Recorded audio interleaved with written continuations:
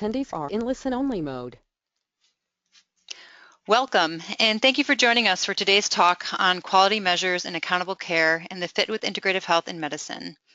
My name is Jennifer Oliofnik, and I'm the Program Manager for the Project of Integrative Health in the Triple Aim at the Center for Optimal Integration.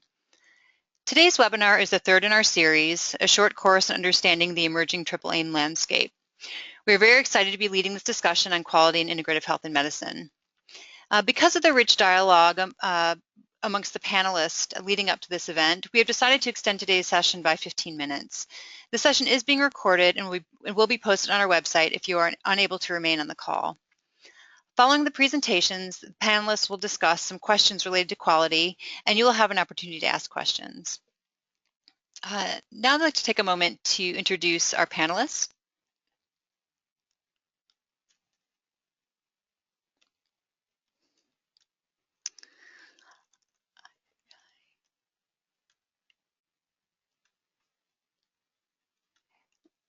I'm having just a technical difficulty. There we go.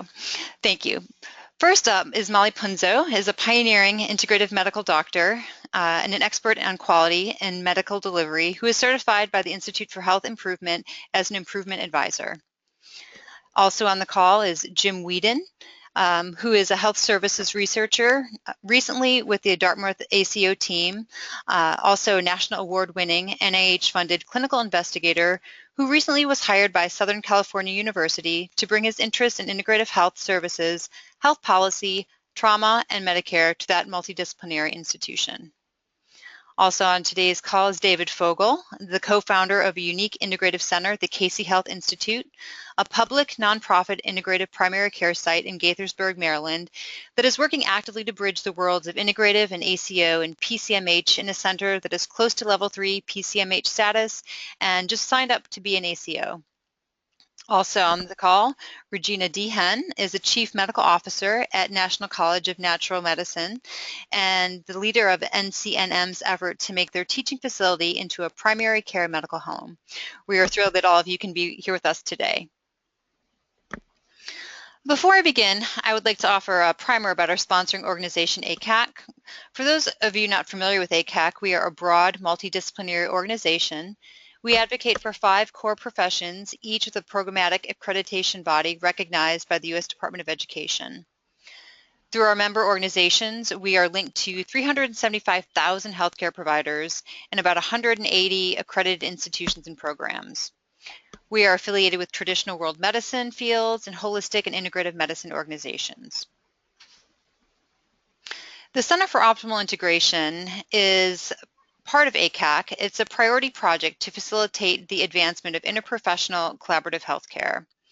The center offers a web-based platform that serves as a virtual gathering place for anyone with a stake in the integrative health and medicine movement. Additionally, the center houses 2 main projects, PEARL, the project to enhance research literacy, and PETA, the project for integrative health and the Triple Aim, which is organizing today's webinar. PETA is made possible through the general support of our sponsors, Life University, the National Certification Commission for Acupuncture and Oriental Medicine, Visual Outcomes, the National College of Natural Medicine, and the CHP Group. So what is PETA exactly? PETA seeks to understand the overlap between the values of integrative health, things like using least invasive methods first, promoting self-care, collaborating with others in creating health, with the goals of the Triple Aim, reducing costs, enhancing patient experience, and improving population health. One of PETA's goals is to continuously build out the most useful base of published research, high-quality gray literature, and examples from the field to support enhancement and engagement and implementation decisions. Other goals are to assist participants and decision makers in the optimal use of the values, disciplines, and practices of integrative health and medicine and meeting the goals of the Triple Aim. We also like to feature experts in these areas to help build an interprofessional and multi-stakeholder community. And with our emphasis on the Triple Aim, quality is at the heart of this work, which brings us back to today's presentation. And now we're going to shift to Molly, who will be giving us an overview on quality.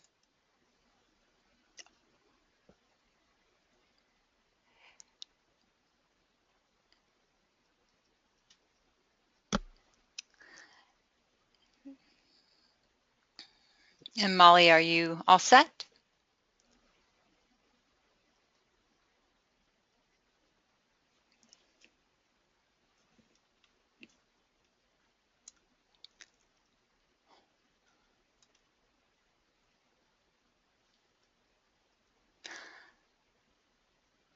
Molly, you may be on mute.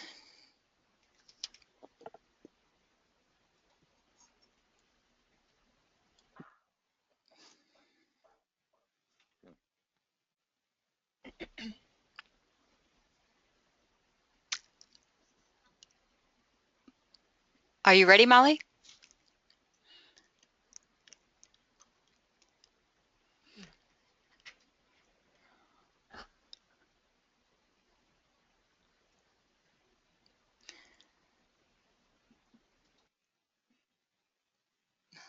Thank you all for your patience. One moment, we'll figure out the technical issue here we're having.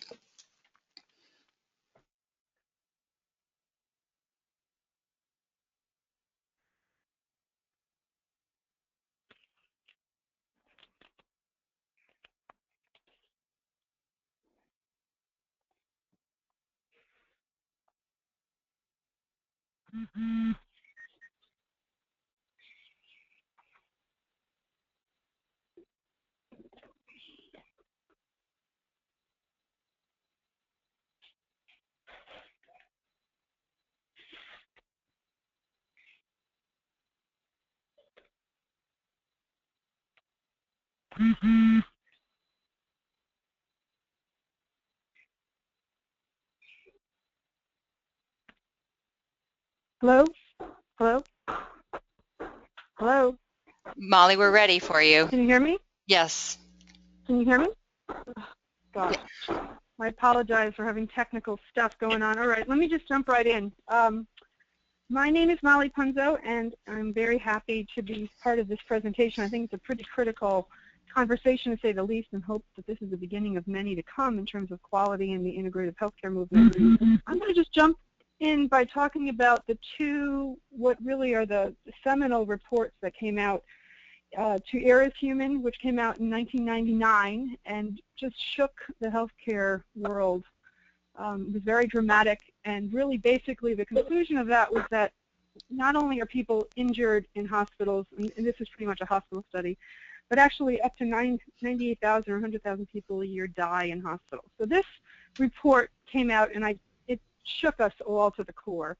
This was followed shortly thereafter by the report Crossing the Quality Chasm, which certainly didn't come in with as much drama or melodrama, but really, in my opinion, is a much more important report in the sense that it's really it's established a framework for the Affordable Care Act and ACOs and primary care medical homes and the quality improvement movement, as I like to call it. So if anyone hasn't read these two reports, or at least the executive summary, I suggest you do. It's very eye-opening, to say the least. And if you have an interest in quality improvement, these are resource books. Okay. My slides are not advancing. Hang on one second.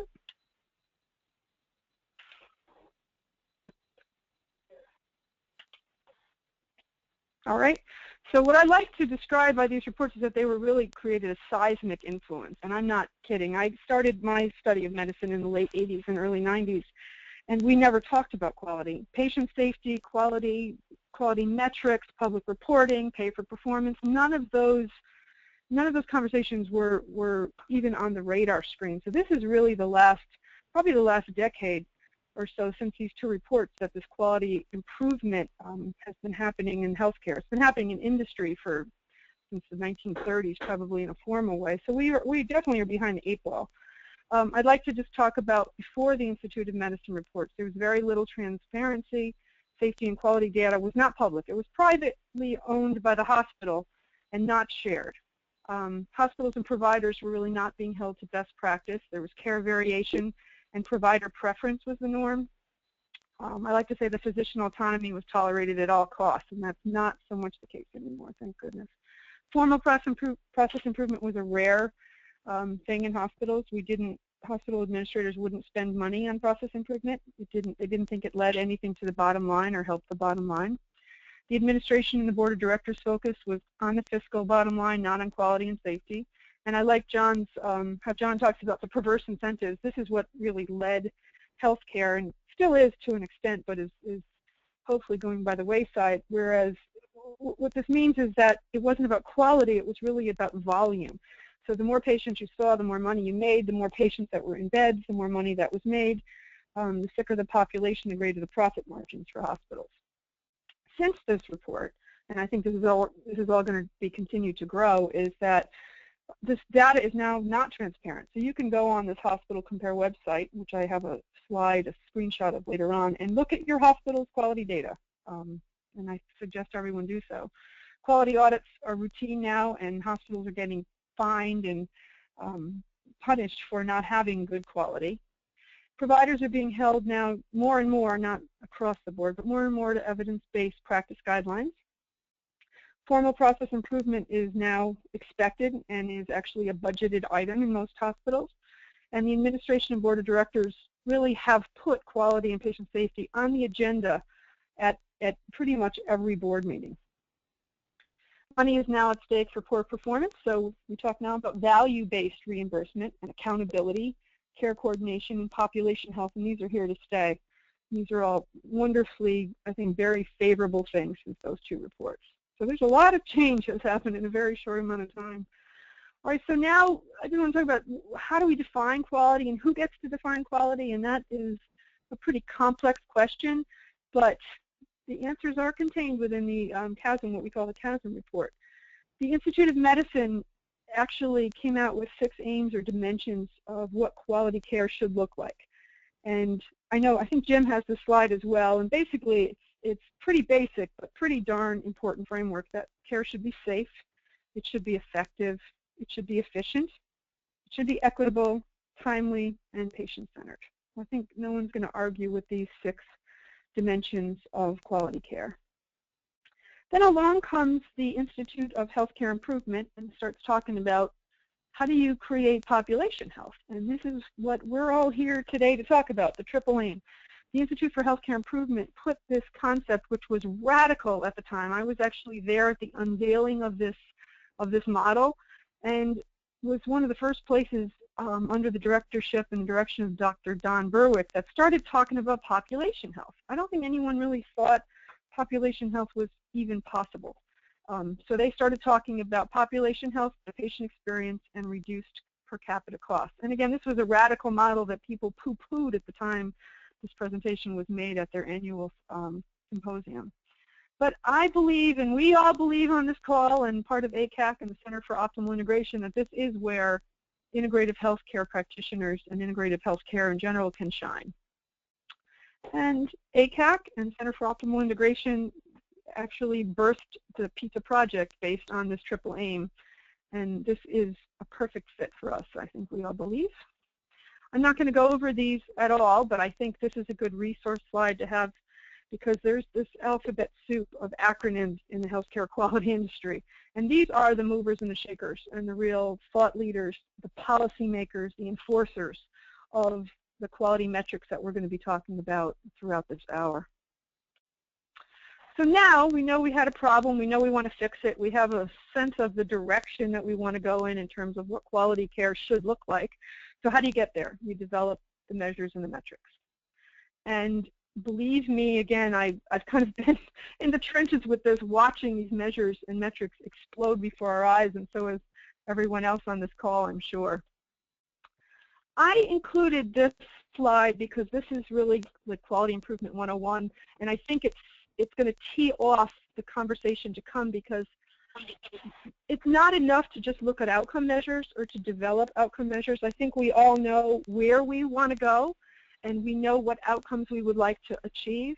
But if you focus simply on the outcomes and don't look at your structural measures or process measures, it's too far downstream to just have outcome measures. You set yourself up for failure. So in the world of industry, again, Don Abedian was a god and really said we need to have this triad of measures in order to have success. Excuse me. This is, I think, a double-edged sword for us in many ways, and we'll talk about that in a moment. But I did want to have this as the conceptual framework for where the measures are born from.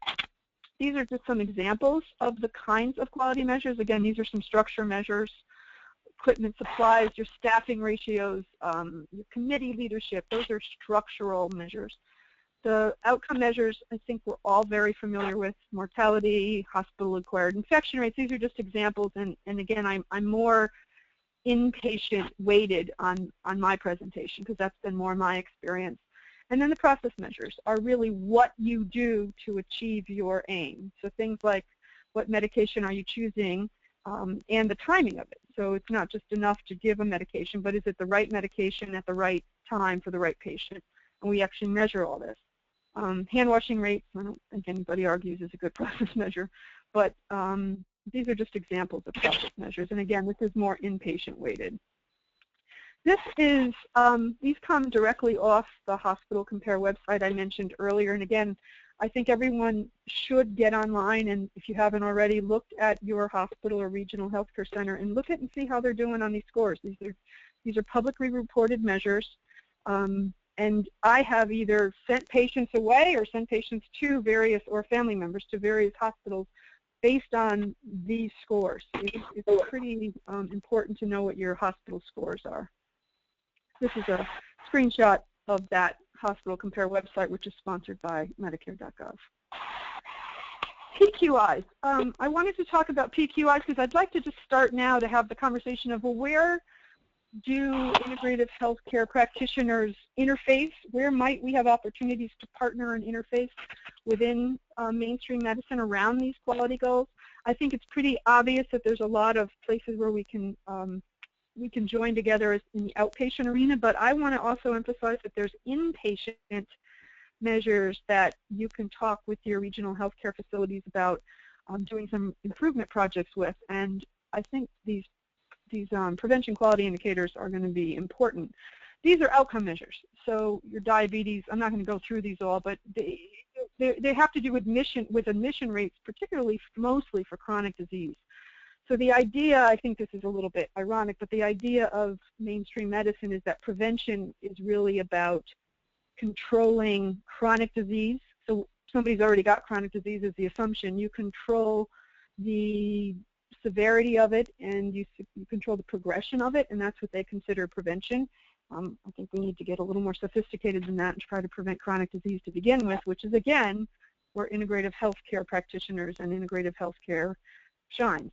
But these are things that I think you should know about, that your hospital is getting ranked on, not just ranked, publicly ranked, but they also, there's money being lost, money being paid for exceeding or meeting these particular thresholds that are established by the Agency for Healthcare Research and Quality for these kinds of outcomes,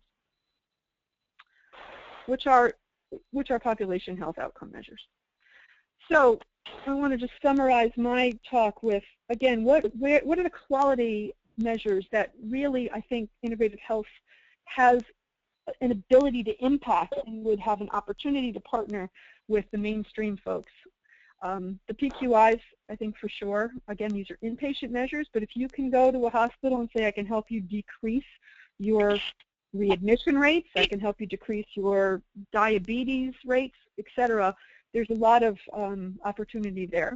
The readmission rates are big. I mean, hospitals are really being penalized for having higher than expected readmission rates or predicted readmission rates. And again, in the past, we wanted patients to be readmitted, not we meaning me, but administrators who budgeted for it because you wanted more patients in the bed, and that's not the truth anymore.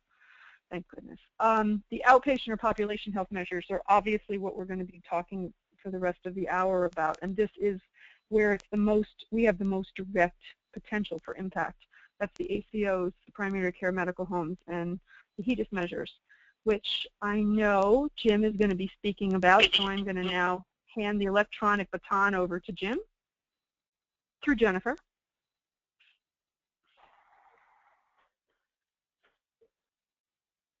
Thank you, Molly, for that wonderful Quality 101 overview. And now we'll turn to Jim to continue the conversation. Welcome, Jim. Yes, thank you. Can everybody hear me okay? Yes. Okay, great. Okay, so to everyone listening in, thanks so much for joining. And I'd like to just start out talking, again, kind of recapping the CHASM report's domains of what is quality in healthcare. So quality healthcare needs to be safe, needs to be patient-centered, not about the doctor, not about the treatment. It needs to be effective, of course, timely, efficient, and also equitable. And I think this is pretty important for integrative healthcare. I think for treatments or interventions that have value, patients should be able to access those interventions if they need them and want them. So about quality, does it matter in integrative health? Well, it's part of the language of healthcare reform. So if we're explorers in this foreign country of healthcare reform, which is really dominated by conventional medicine, we need to speak the language. And that language is all about quality. It's all about value. If you think of the equation, the value equation, which is outcomes over cost, so much of the numerator, so much of outcomes is about quality. It's about safety and outcomes and patient-centeredness and effectiveness. So, important. How can the principles of integrative health help to define quality in healthcare? I think this is one of the main things we want to get at with this webinar. What is our contribution to this dialogue about quality and improving quality and measuring quality? Where's the congruence between integrative health and conventional healthcare, and where are the differences? If we were to think about all the different quality measures in existence, or even all the measures we can think of, I think we would find that there's a lot of congruence. There's a large area of agreement, that dark green area, where we could all agree, yeah, these are good quality measures.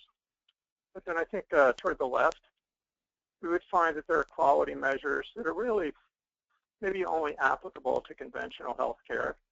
And maybe there are measures, or could be measures, only applicable to complementary healthcare.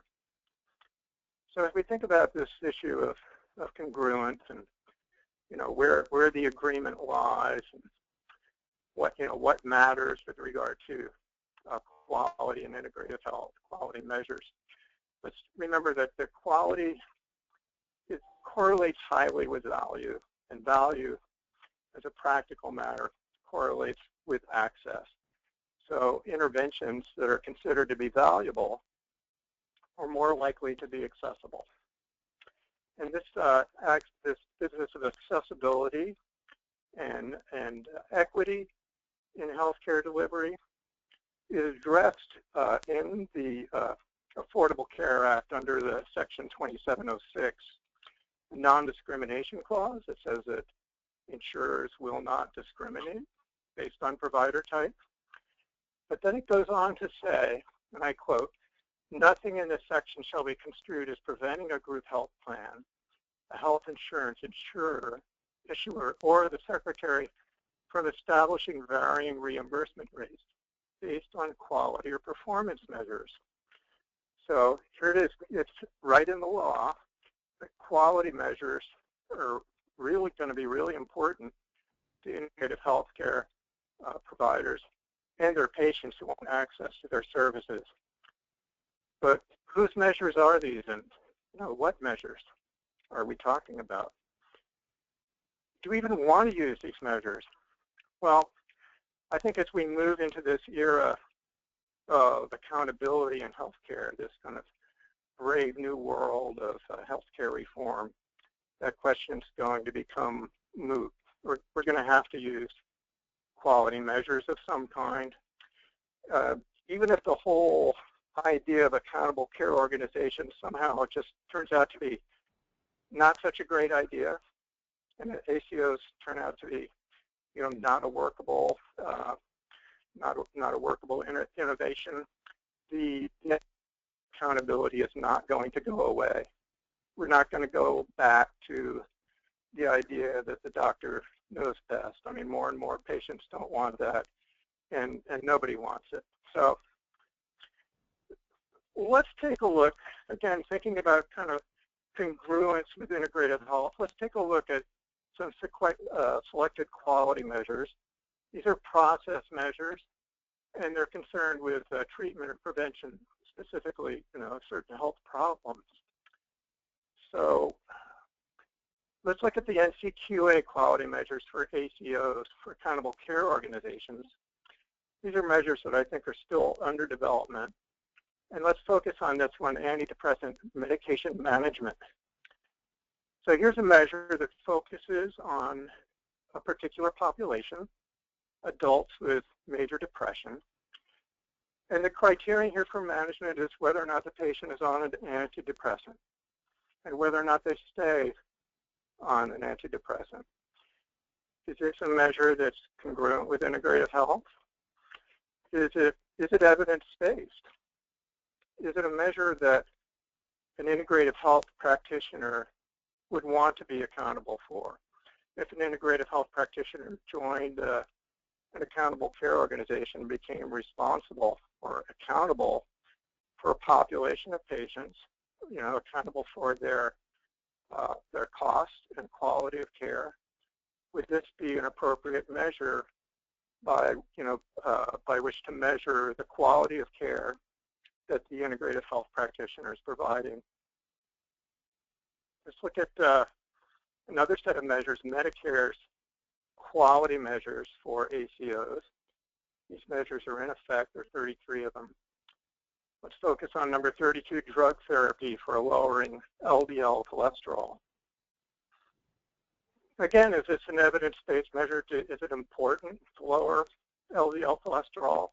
If so, is it important for this population of patients with high LDL or with coronary artery disease? Is it important to lower LDLs, and is it important or appropriate as a first-line therapy to be using statins? Again, is this congruent with the practice of integrative health? Is it patient-centered, or is it pharmacocentric? Now here's another group of quality measures. These measures, I think, are congruent with the practice of integrative health. These measures are about reducing risk for chronic disease, about primary prevention. And so I think most of us probably would have no argument with these. Here's a set of kind of in-between measures, I think. These are not measures for primary prevention, but for secondary prevention, for screening. I think some of these measures would be controversial, whether you're an integrative health person or not.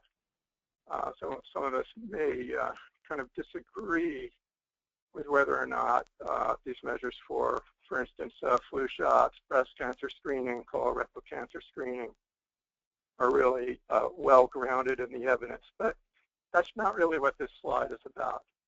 Even if we were, let's say, for the sake of our argument, we agree with these measures. These are good things to do, good measures of quality to perform these screenings.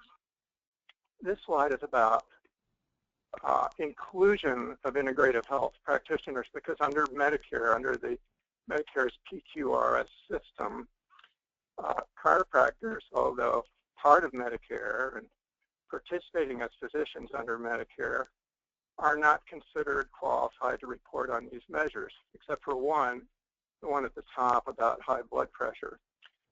So this is an issue, I think, of maybe another instance of discrimination on the part of CMS with regard to the services that integrative health providers can provide and measure and report on measures. So I guess I want to leave you all with some questions about, what do we want to do about all this? Do we want to work toward inclusion of integrative health practitioners in using existing quality measures? Do we want to supplement existing measures with measures that are perhaps more congruent with integrative health? Do we even want to develop new measures, say, that are really just applicable to integrative health? Measures, say, about spinal manipulation or massage or nutritional supplementation. So these are questions that maybe we can come back to towards the end of the presentation. And thank you so much for your attention. Thank you, Jim, for posing such thoughtful questions, and we will turn to those towards the end of the presentations where all the panelists will have an opportunity to weigh in on that. Now we're going to turn to David Fogle, and he's going to be giving us a more experiential understanding of what it's like to live with some of these quality measures. So, welcome, David. Hi, oops. You have, do you see my regular, oh, show my screen, okay. You got me?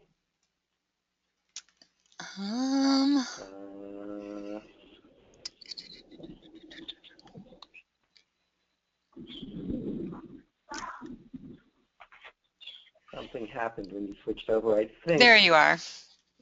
Okay, good, great. And it's the right screenshot, correct? Yes, you're all set. The full screen. Yes. Okay, great. Thank you. This may sound strange, but I find this topic really exciting. I am going to give you really more of an experiential snapshot of what it's like to be on the front lines, or what many people call the trenches of integrative primary care. But I really think value-based healthcare and integrative health together are, it's like adding rocket fuel to the engine, or as my wife and the co-founder of Casey Health Institute likes to say, it's like somebody putting together the chocolate and the peanut butter and going, wow, that really tastes good. Anyway, but it's a mixed bag. So let me first start by telling you who we are at Casey Health Institute. Well, we are a not-for-profit, freestanding, integrative primary care center. We are team-based, collaborative, and we're a staff model, which means that people are on salary. These are not independent contractors all practicing under one roof, and that is a very important piece of our model. We have internal medicine, family practice, acupuncture, chiropractic. We have a naturopathic doctor on staff, 2 psychologists doing behavioral health and a lot of mindfulness, among other things. Therapeutic massage. We have a Reiki master, a nutritionist, a yoga therapist, probably the first yoga therapist that's a full-time employee in a primary care center. And we have a wellness center that has healthy eating, fitness, yoga, and mindfulness classes, among other workshops that we give too. We are an insurance-based model, meaning that we take most major insurances. We take Medicare and we take Medicaid. We, in addition, have a charity care policy for primary care as well as for all our integrated modalities if you meet certain federal poverty guidelines. We thought that was very important to be an insurance-based model in the current fee-for-service environment. We started about 2.5 years ago with 0 patients, and we're now at about 3,000 patients. And importantly, we started with a grant from the Eugene Casey Foundation, which is really spearheaded by Betty Casey, who we owe great thanks to. We have an interesting patient distribution. We have a bimodal kind of picture where we have the sophisticated integrative patients, is what I'll call them, where they really know a lot about integrative health. They've often been to many, many doctors and kind of failed allopathic treatments, and they know exactly what they want and are coming to a place to get exactly that. Then we have a large patient population that has no knowledge or very little knowledge of what integrative health is, and they just need a primary care doc. And they either find us through their insurance or that we're close by in their neighborhood. So I will say that I was not aware of all the nuances of the measuring quality and outcomes. It is not for the faint of heart. When we just started this thing, I had a very steep learning curve. It's not for those without time, money, and a lot of patience, and I will explain. So it's a confusing world. Molly talked about the alphabet soup of acronyms of organizations involved in this. I call it really an acronym nightmare. And I'm just going to show you a few of the different organizations, and people don't talk about their long names usually. They talk about the acronyms. I have to ask over and over again, okay, so what is this? And sometimes they have standards that compete. Anyway, okay. So what is Casey Health Institute's platform for quality measures? And I really believe you have to have a platform. Our platform is different than other people's platform. We have a large collaborative group, and somebody with a smaller group may have a different platform, but I'm going to tell you ours. I really believe that the integrative staff model, where you're salaried and it incentivizes collaboration and not competition between practitioners. I think it's essential to have an electronic health record and with a patient portal. Again, for our kind of practice, we are team-focused and have a population health-oriented medical and business model. We spent a lot of time putting together our business model before we opened. We started up with a goal to achieve level 3 patient-centered medical home benchmarks. Now, you don't always have to get certified, although that got some costs associated with it. We started out with a goal to become level 3 benchmarked. Cultural norm in the organization is that, and we talk about this, fee-for-service is really not a healthy incentive structure. And the cultural norm that quality and value-based care, i.e. payment to keep people healthy, is a better way to have a healthcare culture. So we also stress a culture of transparency, accountability, trust, innovation, and honest feedback. All this is important in the quality world, I believe. Also, you have to have a platform. It takes money to measure quality, and so that's an important piece and a struggle for in primary care. It's a big struggle.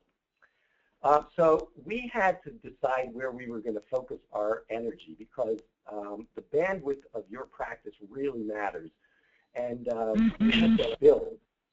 So we started out really focusing on patient experience, and we just completed, and this is a big deal to just do patient satisfaction surveys that go out and how you do it and methodology. We've had patient focus groups, patient advisory teams. We are now looking to put a patient on our board of directors.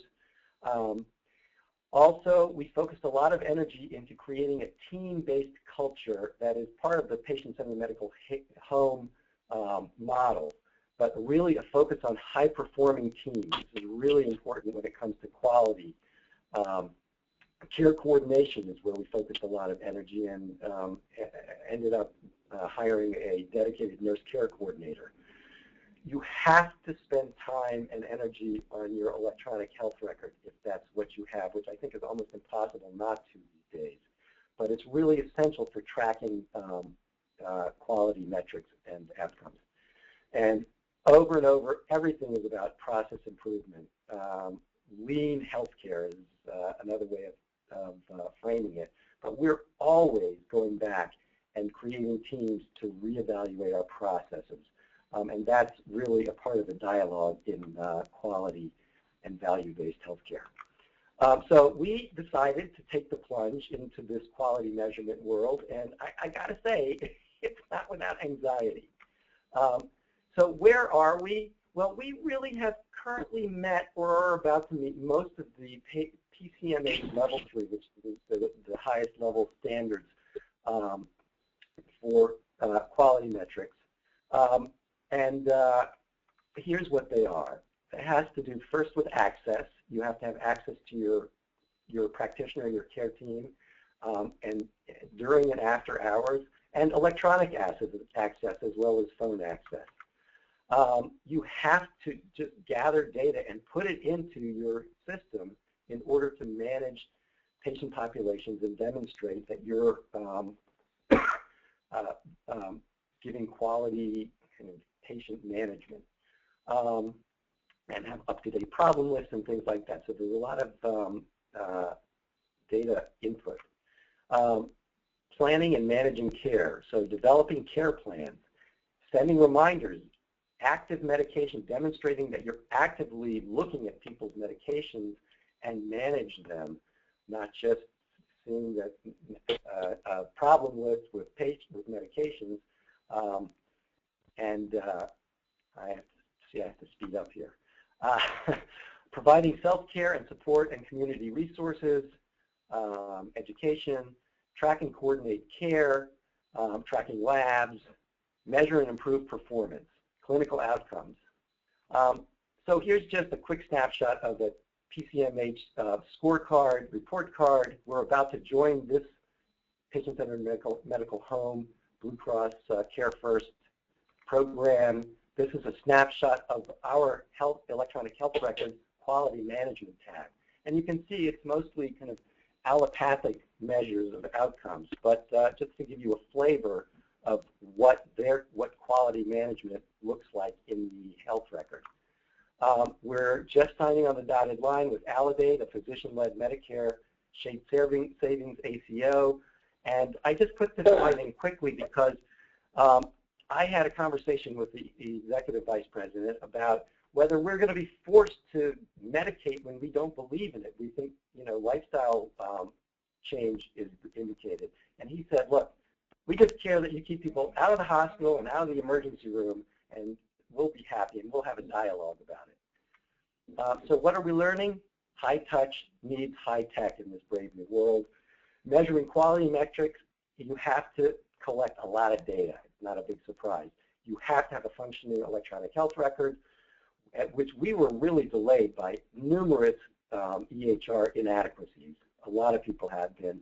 It's a steep learning curve to create integrative health templates, gathering the right kind of data for that kind of quality. And tracking allopathic outcomes is also important in an integrative primary care setting. Figuring out the integrative quality metrics is really an exciting challenge for us, and it gets patients, employers, and payers' attention when you do it. So last slide, what do we want to do as integrative health practitioners? This is more of an editorializing by me. That my experience is that integrative practitioners and a lot of health practitioners, period, are just not very well informed and even resistant to this whole quality value-based healthcare movement.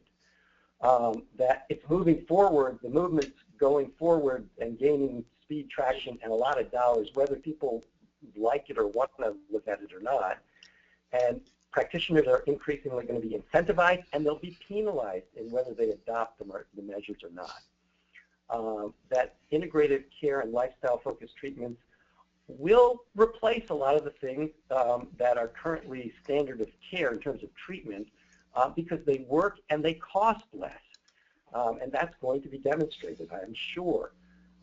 Quality metrics hold us accountable in ways that we have never been held accountable before.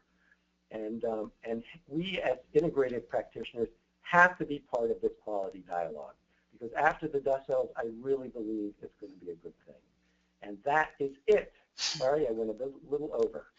It's all right. Thank you, David. It's very exciting to learn about the pioneering work that you're undertaking at Casey. And now we're going to turn to Regina to hear another perspective on PCMHs. Hi, folks. So thank you for giving me the opportunity to tell you what we've been up to here at NCNM. And it was a well-organized webinar because it got progressively more granular as we went. And it was a great overview by Molly, and then more information about perspectives and the appropriateness of the measures, whether or not integrative providers should be held accountable to the same sort of measures as Jim was talking. And David then gave us sort of a perspective on how it's working at their integrative clinic from sort of allopathic but integrative perspective, and now I can kind of talk about the same same activities coming up from the grassroots of the naturopathic and very much alternative perspective. So NCNM undertook a challenge to become a patient-centered primary care home. So what David was talking about as a PCMH, we call a PCPCH out here in Oregon. And but a primary care home model has the same sorts of principles.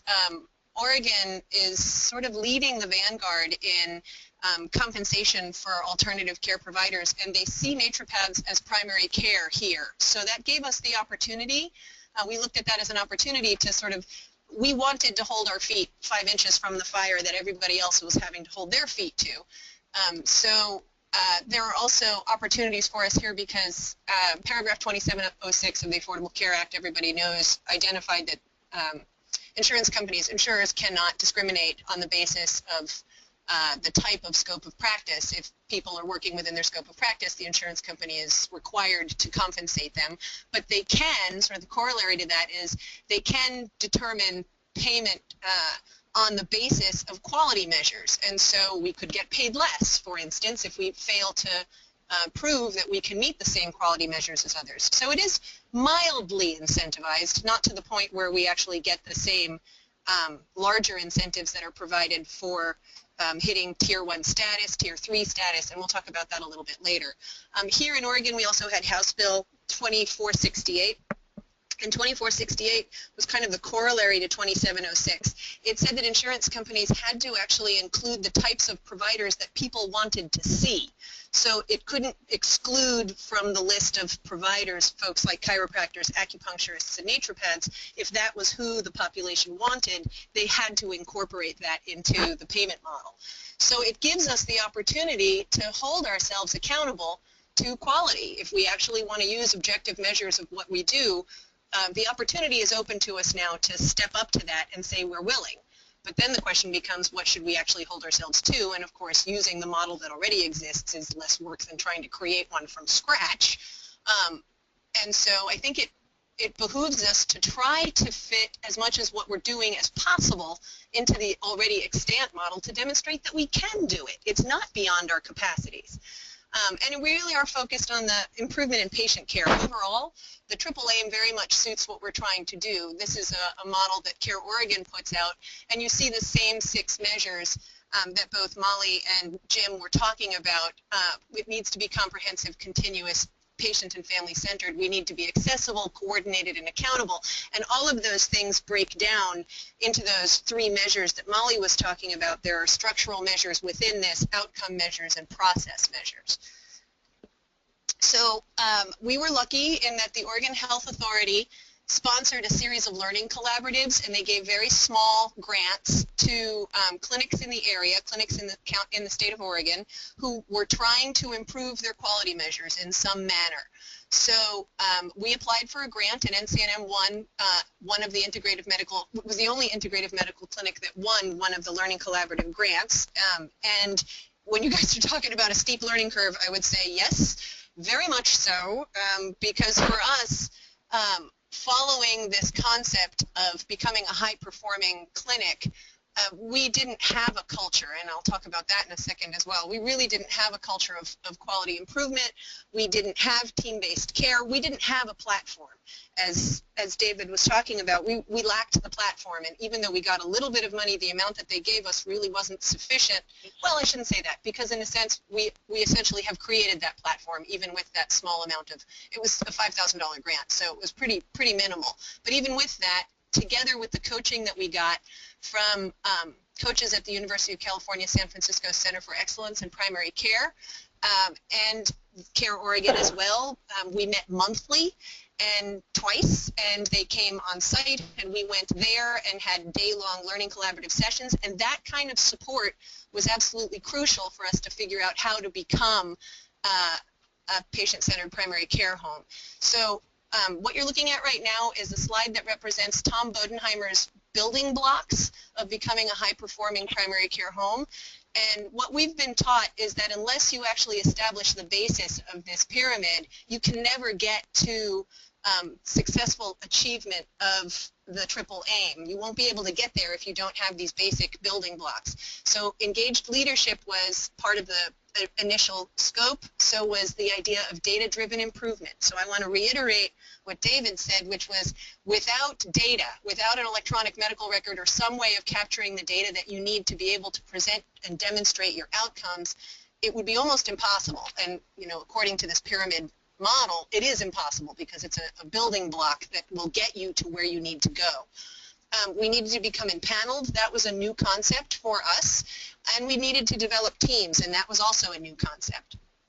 So this slide shows you that for us, I think Jim was talking about there are 33 Medicare quality measures for accountable care organizations. Here in Oregon, the Oregon Health Authority requires us to have 10 must-pass criteria, so that's really not an onerous burden. Most clinics will actually find that they're doing a lot of this anyway.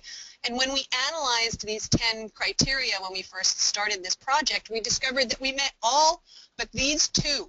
So we were not tracking a quality metric, and we didn't have clinicians assigned. We had not been assigned as primary care providers, and both of those things turned out to be seminal in our ability to be able to attest as a primary care home, but they also made a significant change in the culture here at the clinic. Once we actually assigned patients to providers, and the providers were their primary care provider, even though we could do it either as their official primary care provider throughout all networks or their naturopathic primary care provider.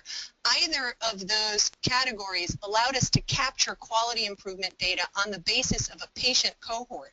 So the idea of going back to that population-based care was new and started to happen for us once we actually assigned our patients and we became empaneled. So where we started was, excuse me, we really had no concept of quality improvement measures. We had an electronic medical record that we had for only 2 years, and we were still in the throes of learning how to use its ins and outs. We use Epic here, and it's a bit of a beast.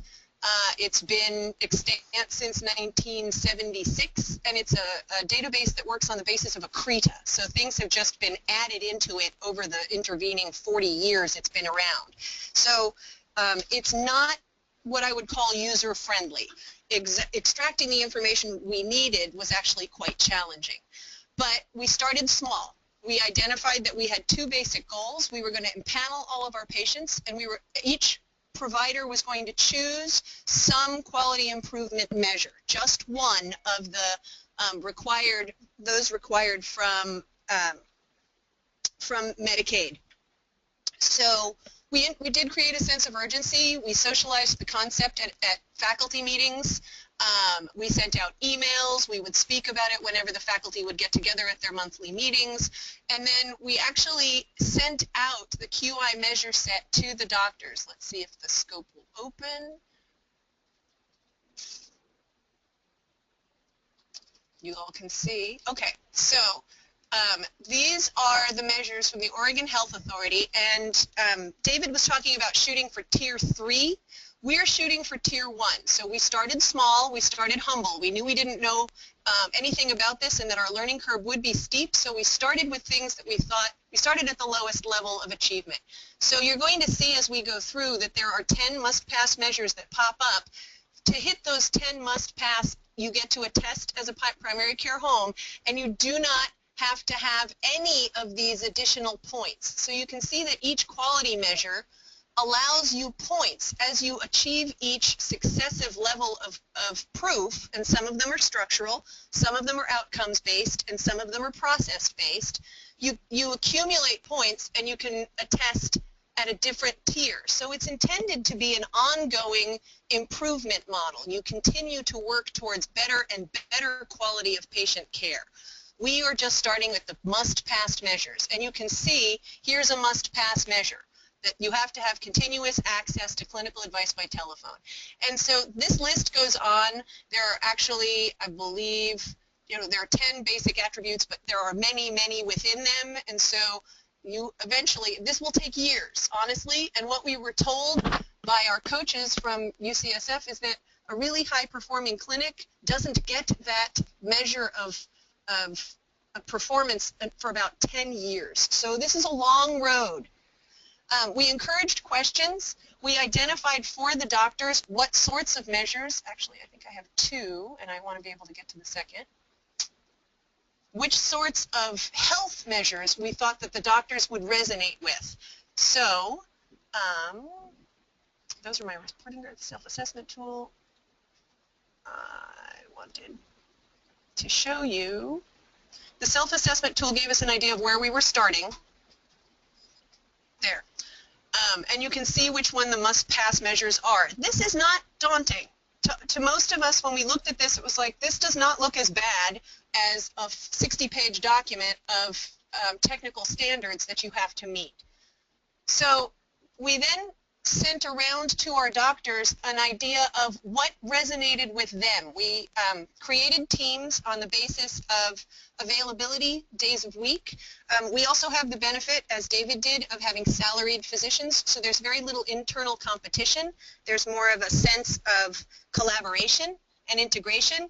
We created teams on the basis of compatibility of skills. So we combined chiropractors, acupuncturists, naturopaths, and naturopaths that had different focuses in their practice. So we made sure that folks had women's health, pediatrics, folks who were willing to do immunizations. And then we made sure that there was availability across the calendar so that we had someone Monday through Saturday, which are all the days that the clinic is open. And so our teams were sort of temporally and skills-based and made collaborative groups. So each team was then given the opportunity to choose which measures they felt they resonated with most.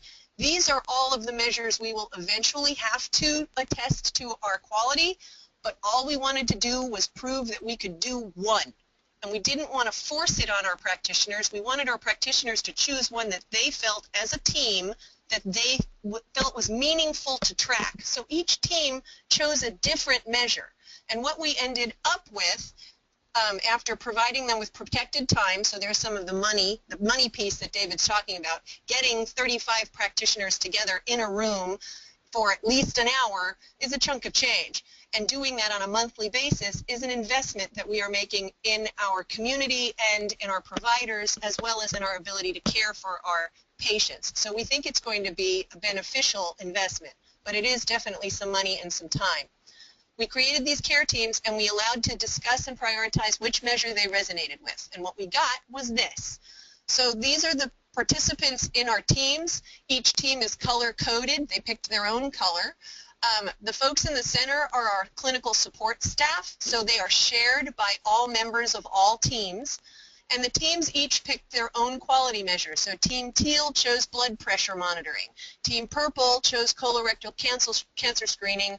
Team Orange chose blood pressure. Team Yellow went for basal metabolic index. And Team Green went for hemoglobin A1C.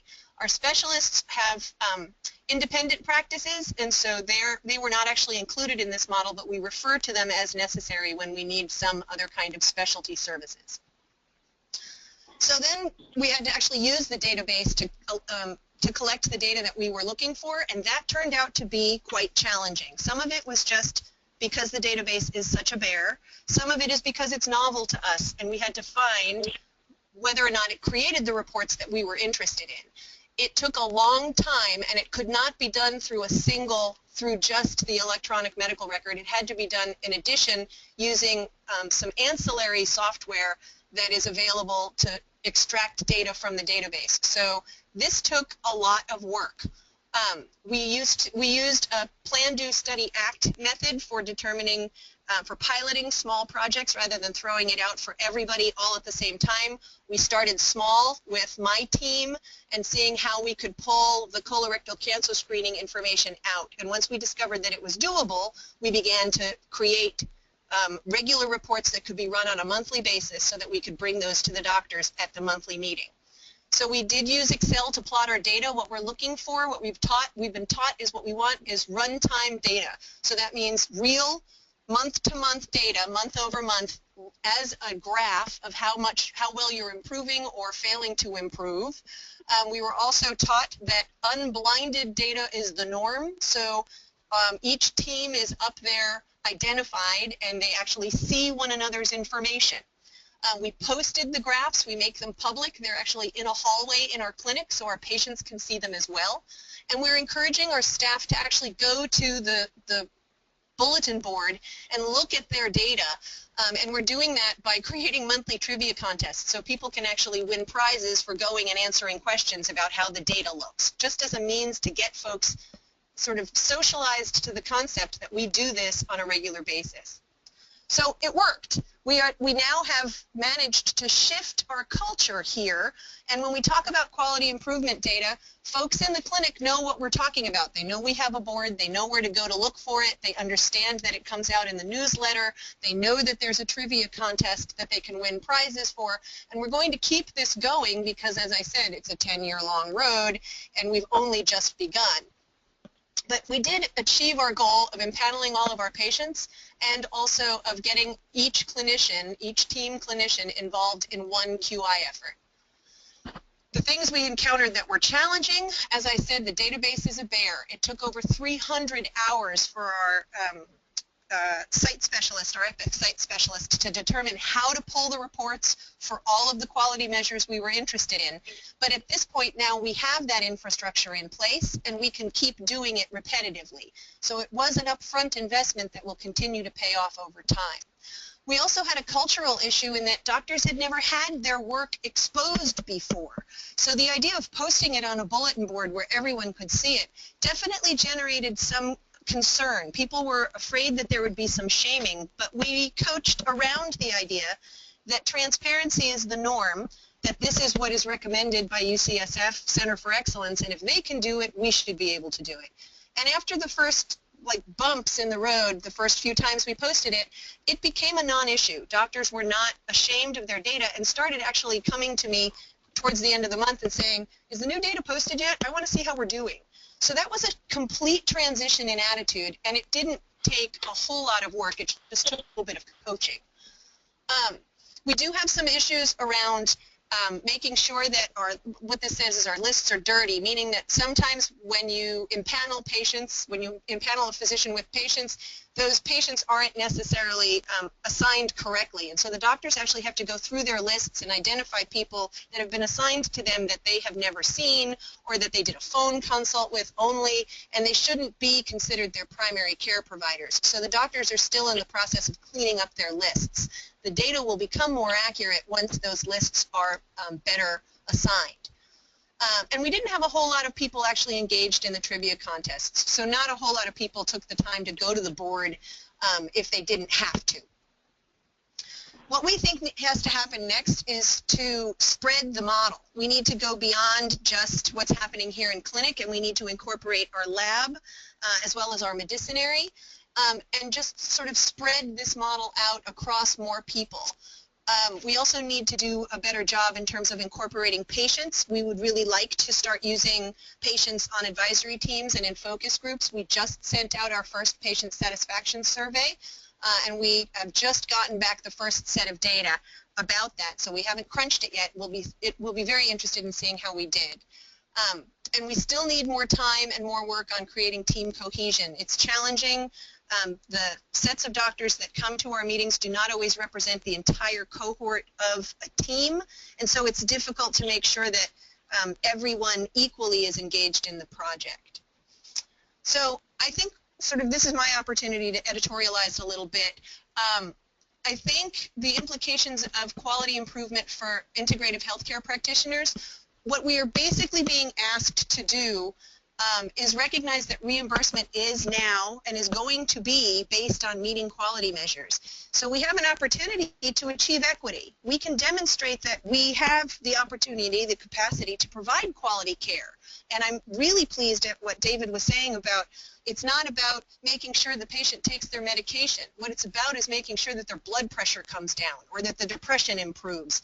So if the outcomes are still malleable, our role as integrative practitioners is to influence the types of outcomes that count as quality measures. If what you're looking at is an improvement in depression indexed score or anxiety indexed score, we can demonstrate that fairly readily, and the database gives us the capacity to do it.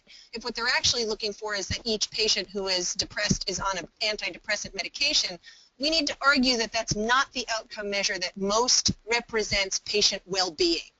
So we need to use the available resources we've got. We need to find areas of congruence, build coalitions with those that we already know in the integrative field as well as allopathic and conventional fields, and definitely celebrate the small successes. Each of the small hurdles that we overcome, each of the learning curves that we throw ourselves at and gain from, those are successes, and they create a stronger collaboration among healthcare providers, and I think ultimately that's how we're going to get to the triple aim. And it's actually a quadruple aim. Besides better healthcare for a greater population and lower cost, you also need to have happy practitioners and happy patients. And that is really, I think, what we can get to if we can all operate together. So I think that's all I have to say. Thank you, Regina, for taking us into the trials and tribulations of your journey into the world of quality. There's certainly a lot to learn. It was indeed.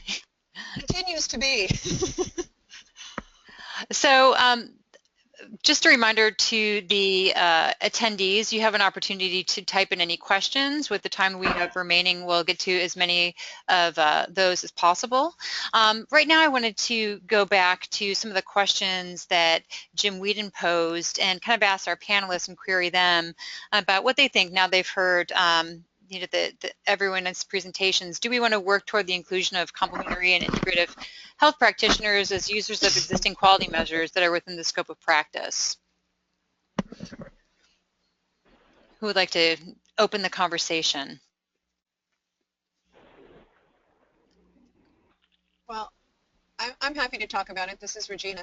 As I was just saying, I think it's incumbent on us to actually step up and do those things. If we are already included by law and by the way the measure is written, then why would we not use the existing quality measures?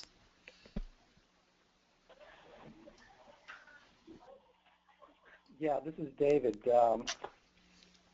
I agree with Regina. I think there's a lot of malleability. I mean, we start where things are in the policy world, and as I said in my presentation, I think we have potentially a lot of influence at these early stages. I mean, it really is a wild west of healthcare right now, and people are seeing what works and what doesn't. So I think we start there, and it's not possible for everybody. I mean, we're not every integrative health practice is primary care based. But again, I think it's really, we start where it is. I do think it does require a certain degree of thinking outside the box. I agree with David that it is a bit of a Wild West. This is a new model of healthcare that is being implemented, and no one is really sure exactly what it's supposed to look like in the long run. So if the model is designed for folks using an electronic medical record that are prescribing certain pharmaceuticals, and you're a naturopath or a chiropractor or an acupuncturist, if the measure is the prescribing, it's not necessarily going to work for you. But if the measure is an improvement in the number of patients that are coming in for screenings, that's not impossible to achieve, especially if the clinic itself has a malleable model and incorporates massage therapists and chiropractors and acupuncturists under the same roof so that everyone has access to the same database, and that those people can be made part of a team. And then if the quality measure is then strived for by the team as opposed to by the individual, then it pulls, what is it, a rising tide floats all ships.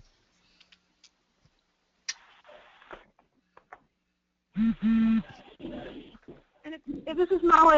I'm also really intrigued by, well, obviously I'm intrigued by this whole conversation in many ways, but when David was talking about how they approached the insurer directly, I think that's a really very important piece, because again, the insurance company doesn't necessarily care how you get there, but they care that you get there. So those outcomes are very important to work with. I think that particularly the insurers are going to be a lot easier than working with the government right now. Okay. Thank you all. What about the next question? Should we supplement specific quality measures that are medication-oriented with evidence-based quality measures that are lifestyle or more function-oriented?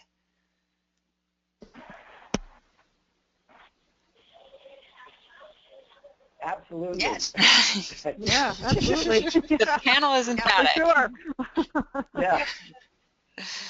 And I think one of the places one of the places that that evidence can come to us from is PCORI. I think Patient-Centered Outcomes Research Institute is beginning to provide us with evidence-based quality measures that are lifestyle and function-oriented, that are more than just pharmaceutical-based. Their interest is in patient-centered measures.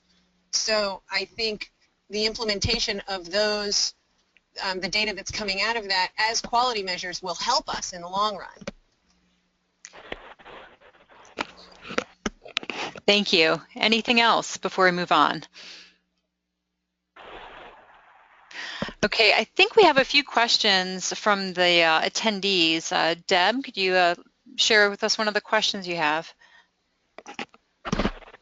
Yeah, sure. This question is for Regina. Has striving to reach any of these outcomes compromised any of the things that make visits to NDs different? If always chasing numbers, it's hard to stay focused on the relationship with the patient. It is and it's not. That's one of the things that, thanks for the question, it's a really good one, and it's definitely something that we looked at as a potential threat when we were figuring out how this was going to work. So we wanted to have some kind of strategy in place for how to address it. And one of the things that we've used fairly successfully is we are talking about thinking outside the box. Yes, in many practices, the folks that actually provide some of the measures, that actually do some of the things that end up in the database as a, checking a box, are provided for by MAs, medical assistants, physician's assistants, and support staff. NCNM doesn't have that. So one of the things that we did that we tried to make a win-win situation out of was we started training our third-year medical students to be sort of ersatz medical assistants.